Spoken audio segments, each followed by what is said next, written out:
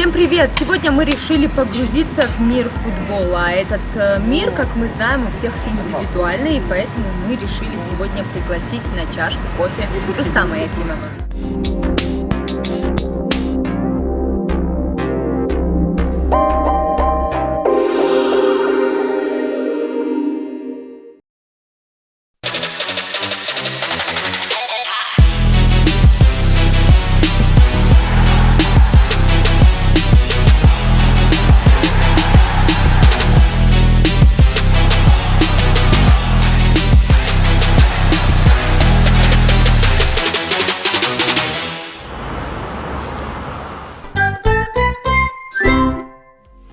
Ну что, Рустам, я вас приветствую, здравствуйте. Добрый день, спасибо за приглашение.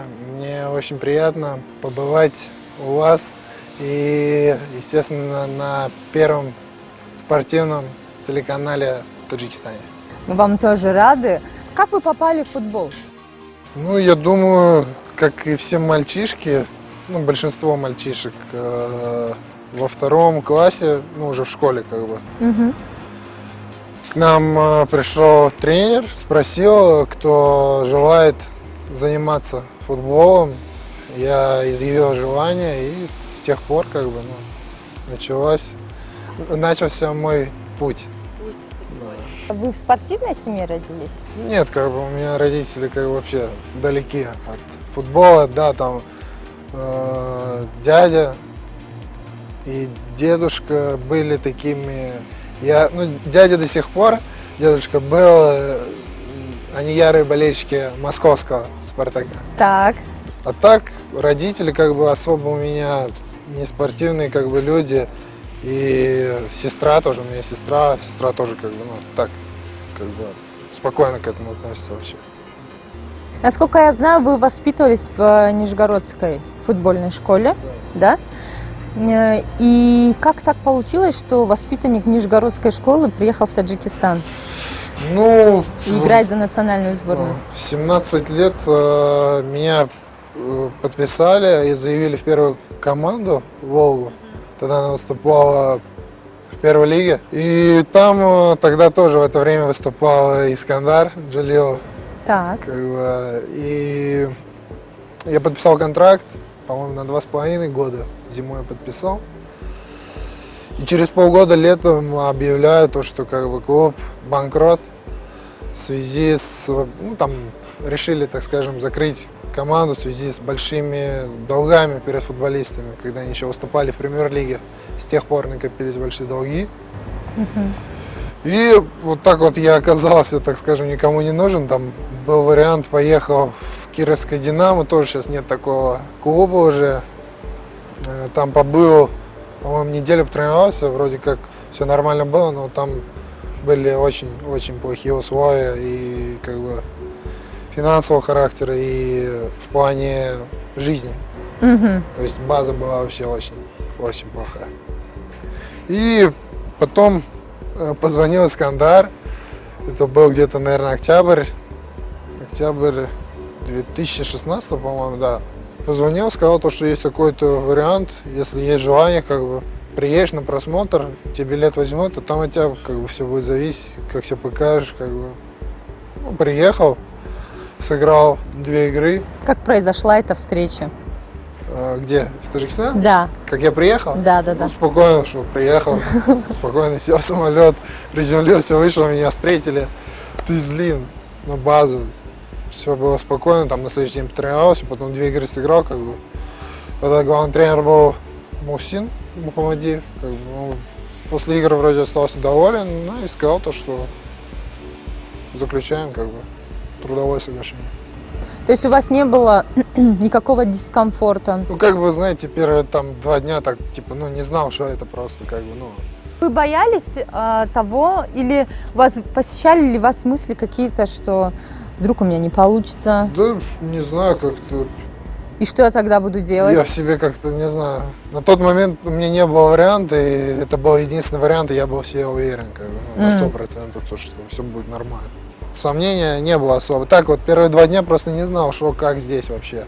Потом посмотрел, как Истихов выступает в чемпионате, там вообще, ну, нет, ну, особо нету конкуренции.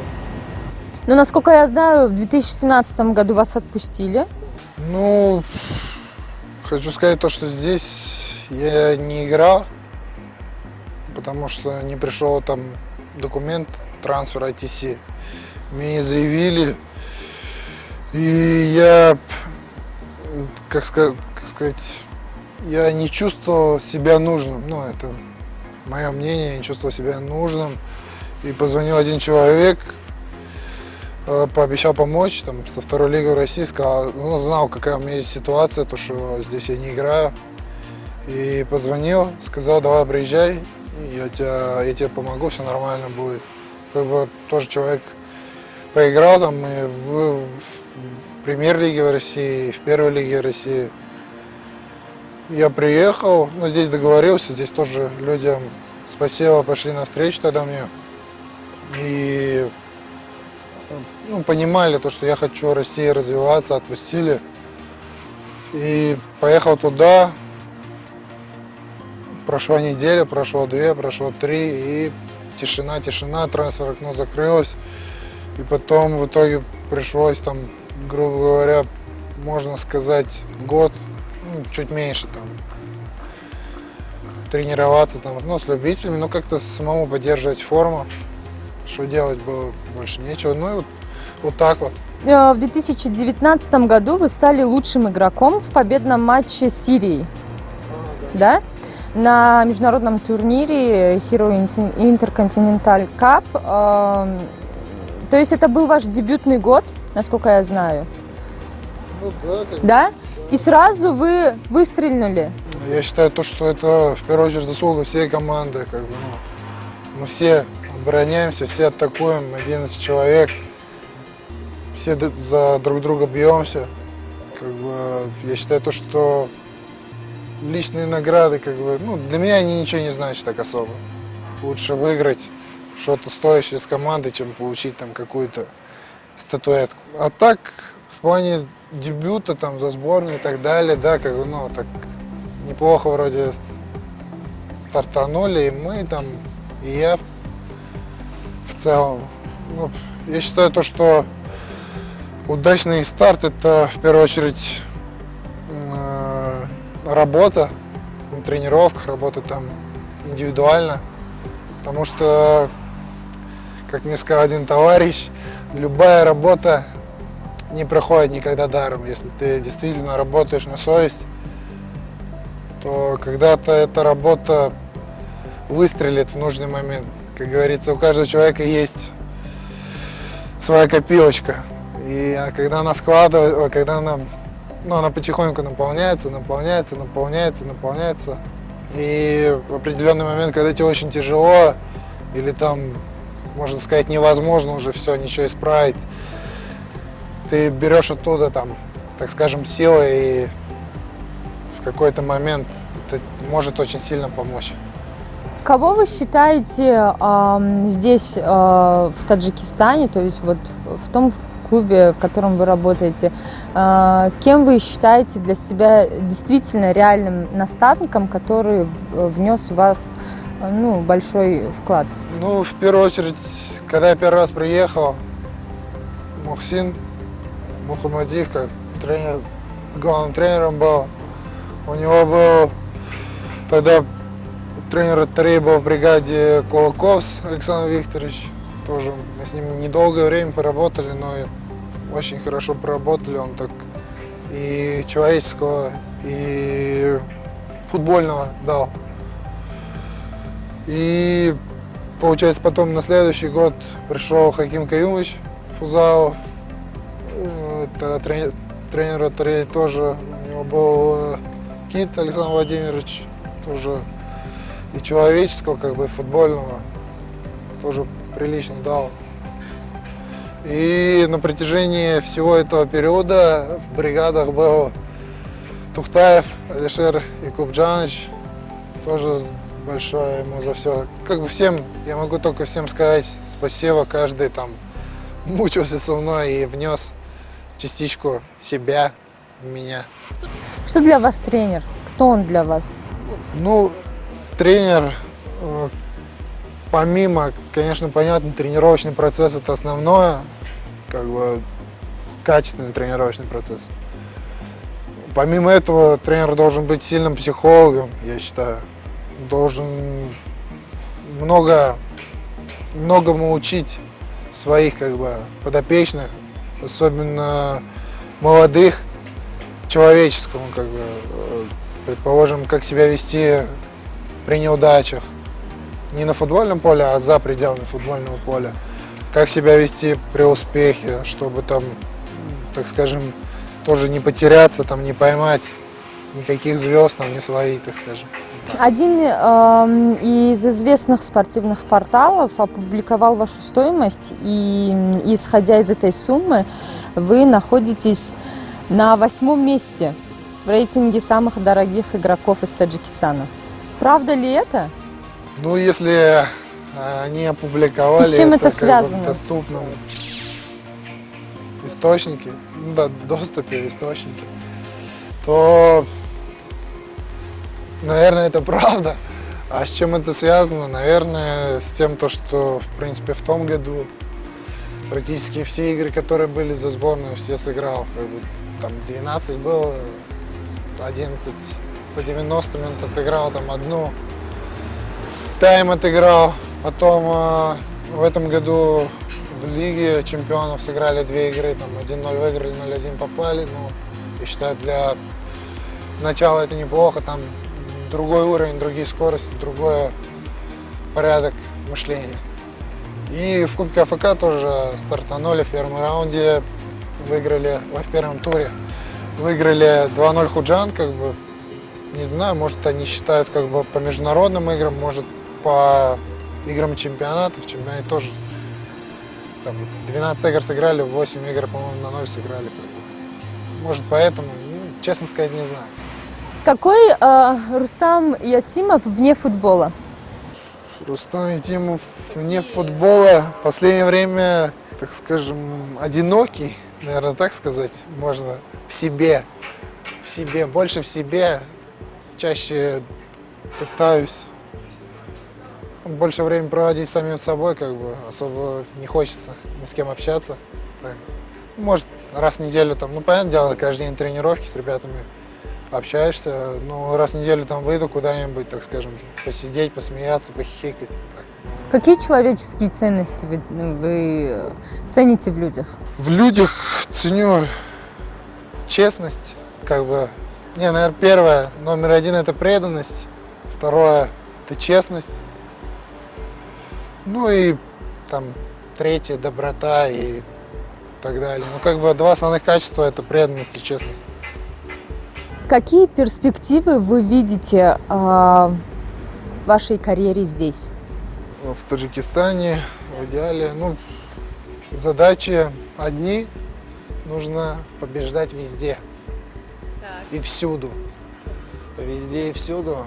Задачи у меня одни, как бы, ну, удачно играть, приносить пользу клубу и с клубом вместе расти, развиваться, завоевывать трофеи. Международные, конечно, хочется. Как бы вот такие цели, задачи. И работать, развиваться каждый день, как бы, ну, новый день, новая пища, как бы, работать над собой. Вот ваша идеальная картинка того, заголовки Рустам Ятимов где, за кого? Где? Прям мечта или решил? Да, конечно. Ну, если Читать по-крупному. по-крупному, если, то, конечно, прям мечта это Премьер-лига Англии, любая команда, неважно, зона вылета, последнее место, первое место, 10-е, просто Премьер-лига Англии, там поиграть это дорого стоит, потому что я считаю, что Премьер-лига Англии самый лучший чемпионат в мире, и там собраны лучшие футболисты. Какими навыками, по вашему мнению, должен обладать хороший голкипер? Ну, по моему мнению, мне нравятся вратари, которые играют как активный вратарь, активные позиции, как бы, действуют по всей штрафной площадке, то есть играют на выходах, играют по всей штрафной площадке. А так, у каждой команды свой стиль игры, свои сейчас тенденции. Кто-то больше играет за счет коротких передач. Там, вот, Барселона, Манчестер Сити, предположим. Там вратари одни из лучших, кто играет ногами. Они для этого и покупались, чтобы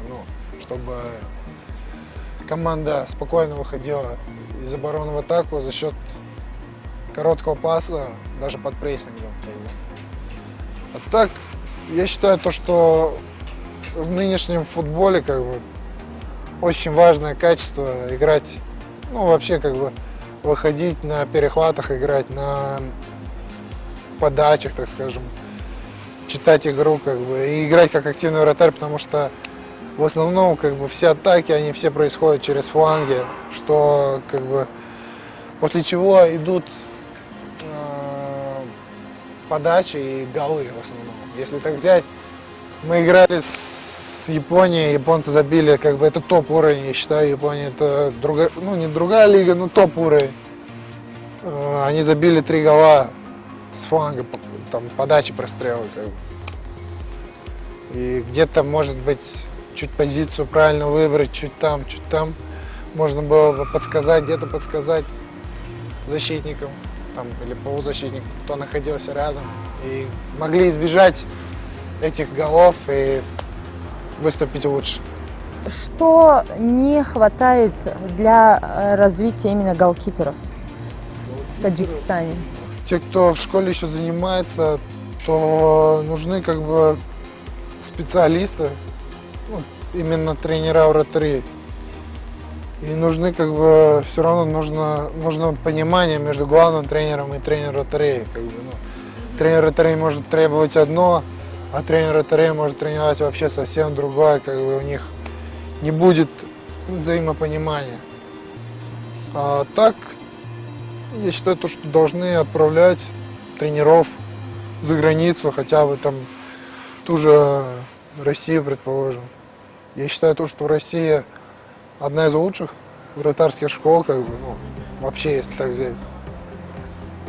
Тот же, сейчас, по-моему, сейчас они создали сообщество тренеров вратарей, как я слышал. То есть Кафанов, который в Ростове сейчас работает, тоже он, по сути, из Сергея Рыжикова. Сергей Рыжиков был 4-5 вратарем в «Локомотиве», он сделал из него первого номера в Казани, и человек в сборную вызывался. Сослан Джонаев, который в «Спартаке», его, по сути, так убили, и некому было как раз о том, что тренер вратарей должен быть сильным психологом. Его никто не подбодрил, он где-то потух. Он тоже после этого встретился с Кафановым, они поработали. Сейчас он играл в Ростове, в Лиге чемпионов с Ростовом, играл в Рубине, сейчас в Сочи играет, тоже нехорошая команда. Потом тот же Писяков, тоже сейчас он в Ростове играет. Хороший вратарь с хорошими габаритами, техничный очень. Наверное, один из лучших, кто играет ногами в России в премьер-лиге. Были проблемы с психологией, где-то после «Спартака» тоже в «Спартаке» не очень удачно играл. Сейчас очень хороший вратарь. И вот получается Кафанов, о чем мы говорили, Бирюков, это тренер вратарей «Зенита», и Чанов, получается, он с ЦСКА работал и в «Арсенале» тульском, который воспитал Акинфеева, он его 16, не знаю, с дубля, но он его вел до сих пор, ведет, наверное, общается. И они создали, так скажем, вратарское сообщество. Вот я точно знаю, знакомый тренер ездил, зимой была конференция, такая небольшая, на 3-4 дня, обсуждали новые тенденции в футболе, различные упражнения показывали. Интересно, полезно, интересно. И я считаю, что тренера из Таджикистана должны посещать либо клубы, либо, а лучше и клубы, на стажировки ездить. И вот такие конференции, я считаю, что это глыбы, если можно их так назвать, вратарского цеха, вратарского мастерства, тренерства. И они многому чему могут научить и много чего могут дать, специалистам. В идеале, сколько должен зарабатывать хороший голкипер? Хороший голкипер. Чем больше, тем лучше. Так отвечу. Чем больше. Конкретные цифры, ну, миллионы евро. так Сколько сказать. вам достаточно? Сколько мне? Да. Честно, не знаю. Ну, это такой вопрос, знаете. Я сейчас вам отвечу, а потом мне позвонят, скажут, недоволен? дружище, не скажут недовольно, а потом кто мне позвонит, скажет, дружище, мы тут смотрели про тебя передачу, ты доволен на такую сумму, давай, приезжай. Поэтому я не буду отвечать на этот вопрос. Спасибо вам, Рустам, за интересную и занимательную беседу. Вам тоже спасибо. Спасибо большое за приглашение. Дорогие друзья, мы с вами прощаемся до следующих выпусков. Пейте кофе и оставайтесь с нами.